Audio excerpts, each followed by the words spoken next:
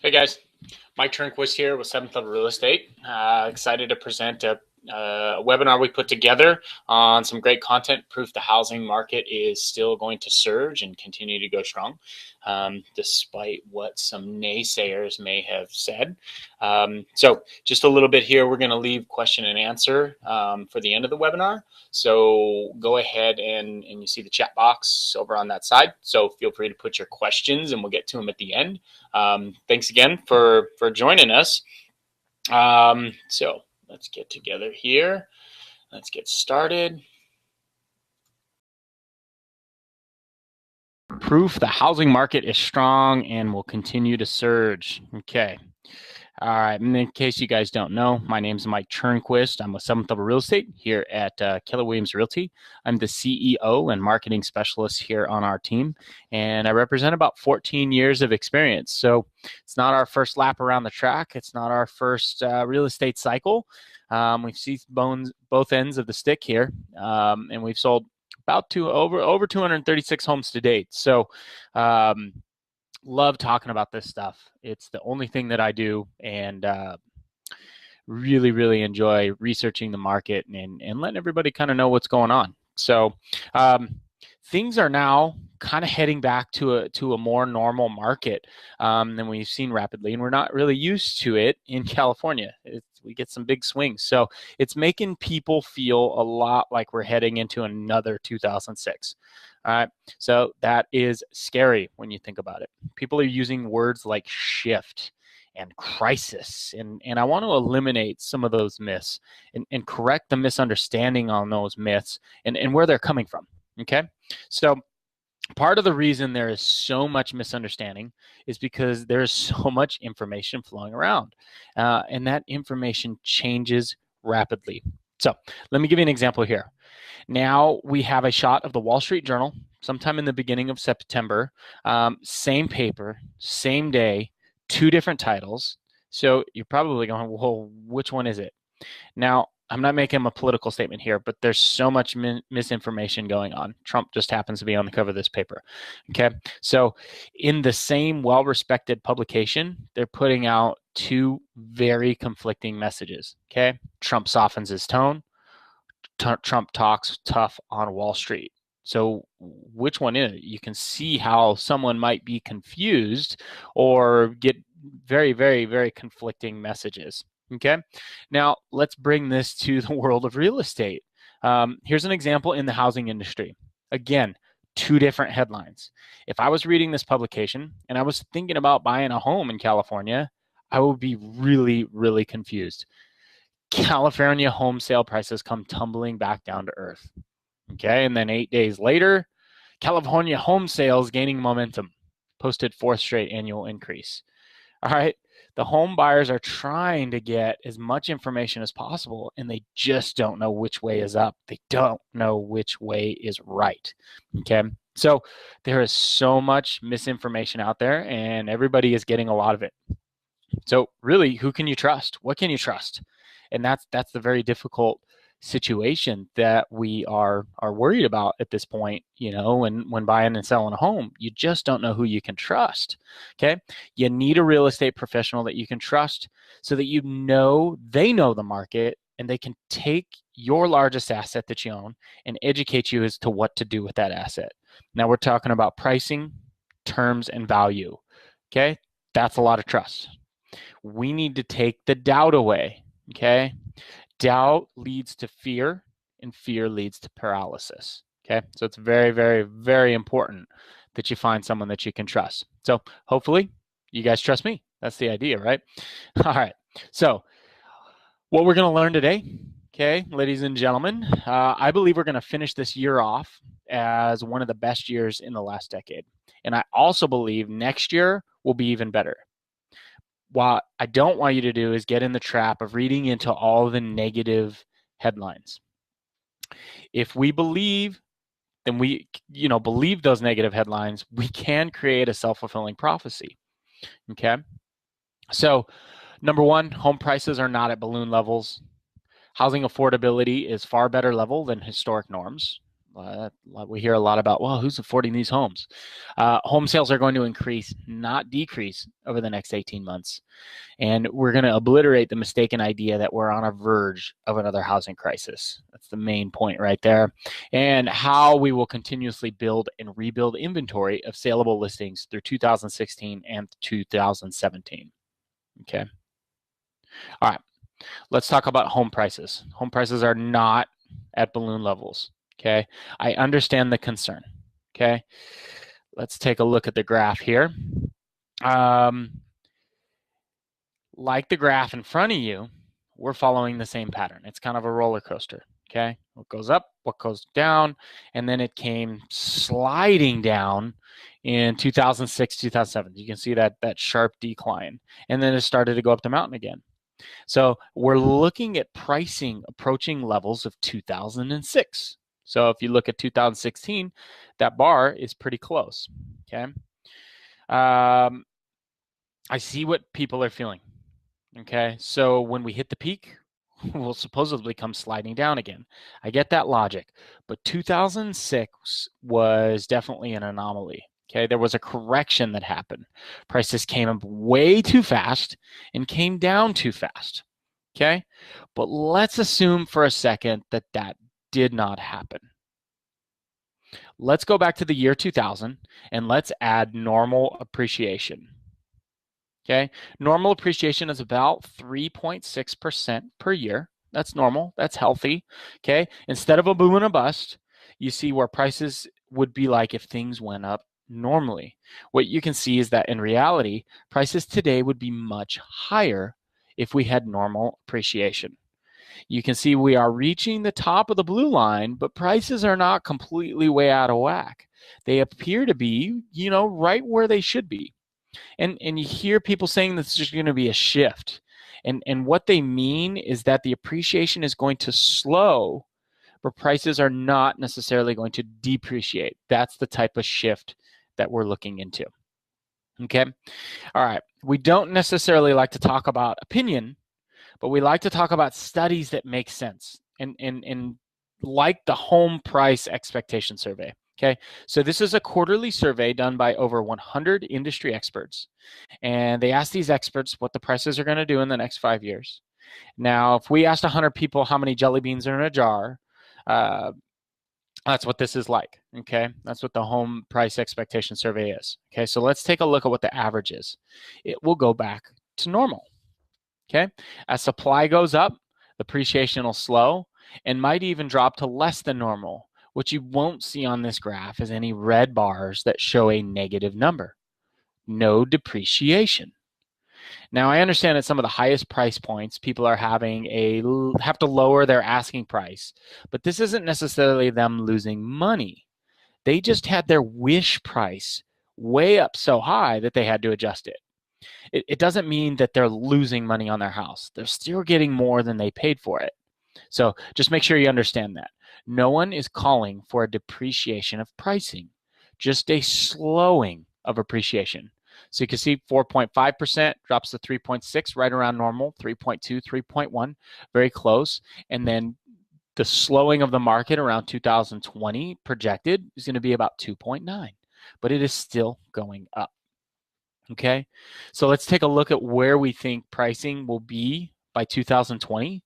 And you got your glass half full people, and they think 26.3% higher than we are today. And then you got the negative bear people, and it'll be 11.1%. Okay, so nobody is saying that the prices are going to depreciate. That's a big difference here.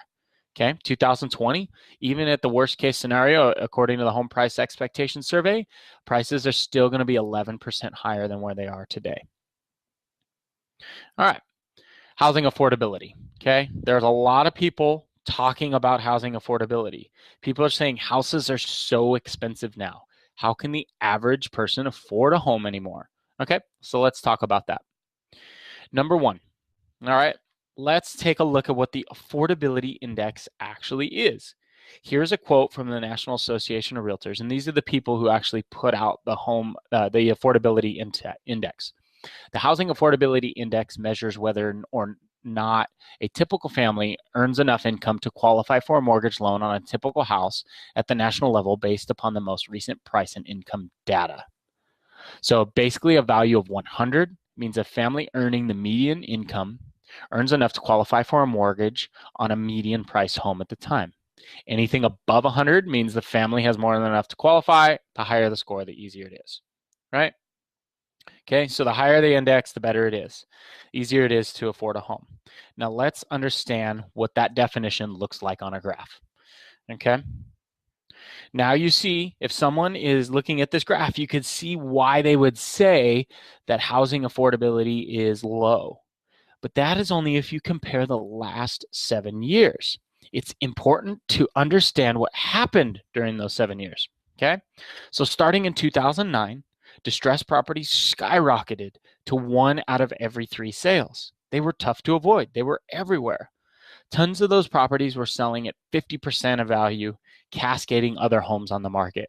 So if you had a regular home, you had equity, you still had to compete with those REOs and the short sales who were selling at pennies on the dollar because the buyer could just go buy those, right? So it trickled down into every corner of the market. This made things very, very easy to afford. So as we cleared through the inventory in about 2012, the affordability started to drop. Of course, that makes sense because the prices started to go up. Someone just looking at this graph would make a conclusion that we have a major problem. Okay, now let's take a look at this a little bit differently. It's the same index, but let's go all the way back to 1990. Let's take out the crash years and see what we get. Okay, as you can see, today's levels are way better than all those other years, all the way back through 2008. Check that out. Compared to the distressed property years, it's not as good, but compared to the normal years, it's still very, very, very good. So don't get caught up in the idea that people cannot afford to buy a home. Now, it's started to go up as prices increase, but we're not necessarily in trouble. I mean, check out 2006 when things were at their highest and their peak. We still had 108. Same with 1990, and we're at 153 on this index.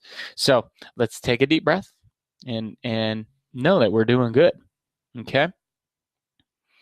All right, with lower mortgage rates, we've ended up in the sweet spot that if you have good enough credit and enough money for a down payment, it remains very, very affordable to buy a home. So that's the chief economist at Realtor.com.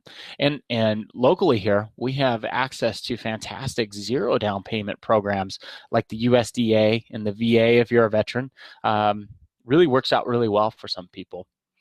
Why the U.S. housing market is good and getting even better. Interest rates are so low now that a family can buy a median-priced U.S. home on an income of less than $45,000 a year, about $11,000 less than the median household income. And half of America's houses are cheaper than that.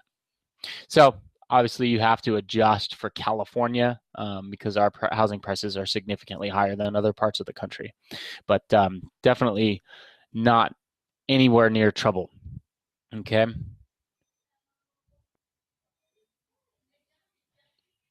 Now let's take a look at the monthly mortgage payment. You can see in 2006, nationally, it was, $1,300 a month at the peak, and now it's about $858. And these were through 2015. So again, these are national numbers done by Harvard University and the National Association of Realtors. So you kind of adjust for California, but you can see that statistically, homes are much more affordable. Okay, so let's talk about home sales are going to increase, not decrease, over the next 18 months. Okay, existing home sales from 2000 to today. See, 2001 through 2 look much like the last 3 years now, don't they? Now, if we bring it all the way back and eliminate the crash, you'll see we are right where we should be, right here. Check out that graph. So we eliminate those crash years. That market was created by greed and speculation and loose credit requirements, right? So that's exactly the opposite of what we have today. Okay. The havoc during the last cycle was the result of building too many homes and of speculation fueled by loose credit. That's the exact opposite of what we have today. So check that out. Okay. It's not because we're building too many homes. You can see new construction is puny compared to where it was in the boom years, and even compared to the years that were prior. It's important to understand that we're not heading into another 2006. We just don't have enough new construction as well. Because compare that graph to the rest of, back down to 85, and you can see. All right. So let's take a look at some more projections, and you'll see NAR, National Association of Realtors, Fannie Mae, Freddie Mac, the Mortgage Bankers Association, compare 2016 to their projections for 2017. You will see that the home sales are going to continue to increase. The market's going to have a little bit more volume to it.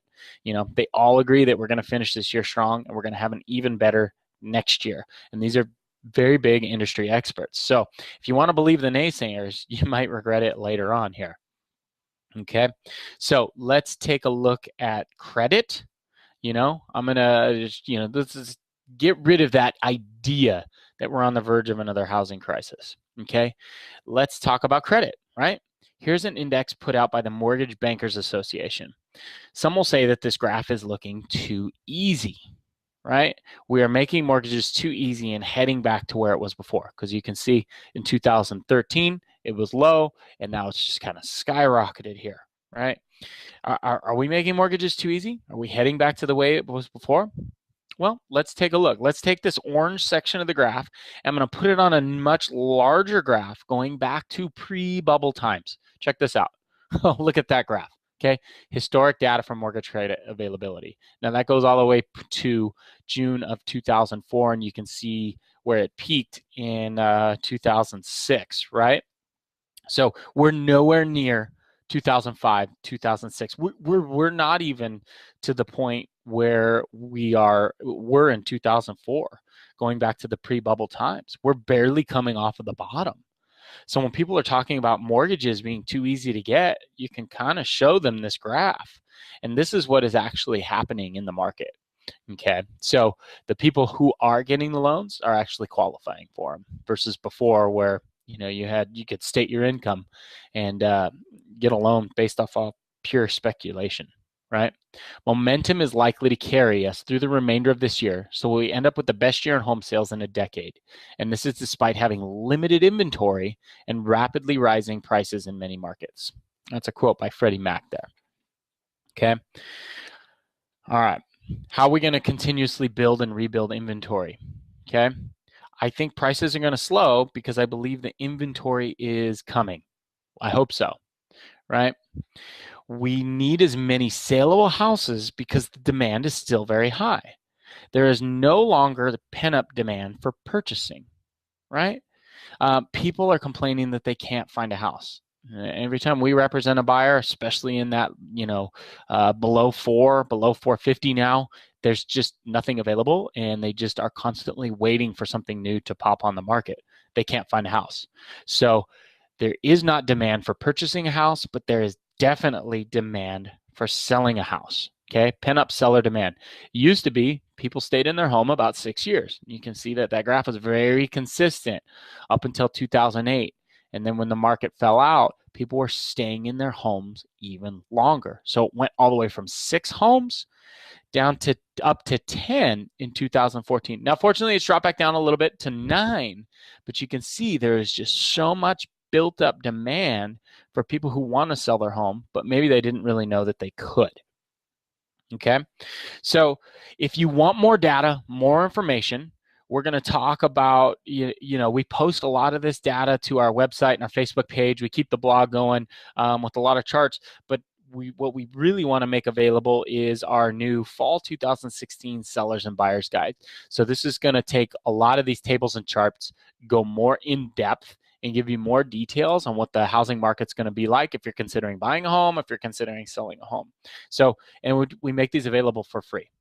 Okay, so what I'm going to do, I'm going to pop. Okay, so I put over the home seller's guide on your right hand of the screen. So feel free to click that button, download that when you get a chance, and check that out if you're interested in selling a home. They are free. So we're just putting this information out there. We want it to spread around, and we want to know you to know that we're all about the trust. So that way you get information so you can trust who is giving you the information. And let me put the link on and we'll send this all out to everybody who registered and stayed. So there's the link for the home buyer's guide. Okay. All right. Make sure you check those out and download those today. So, all right, we got a little bit of time left for question and answers. I see we got a few in the chat box here. Thank you. All right, so now that here's a good one. Okay, what are the differences on the local statistics? Okay, this is true for every single market. So every market, you even here in South County, North County, South County, they all a little bit different, but you can adjust. You have to adjust from national to the local here. So one thing to kind of consider is we have a really good crystal ball that works fairly well in Southern California. So usually what happens here in our local market happens in Southern California about 6 months before it happens here. So we can kind of take a look at the Southern California market and really help and predict what's going to happen here soon. So down in Southern California, prices are still appreciating. There still is low inventory, very similar to what we have here. So they haven't started to show some major signs of the shift just yet, but that's kind of what we talked about. All right, next question. Here we go. Okay, the market seems to be getting nervous. What about when the interest rates rise? Won't this affect the market demand? Great question. Great question. So, as everybody knows, we have ridiculously low interest rates. Okay. But until the rates get up to about 6.5%, it's not going to drastically affect the market. It's going to affect the market.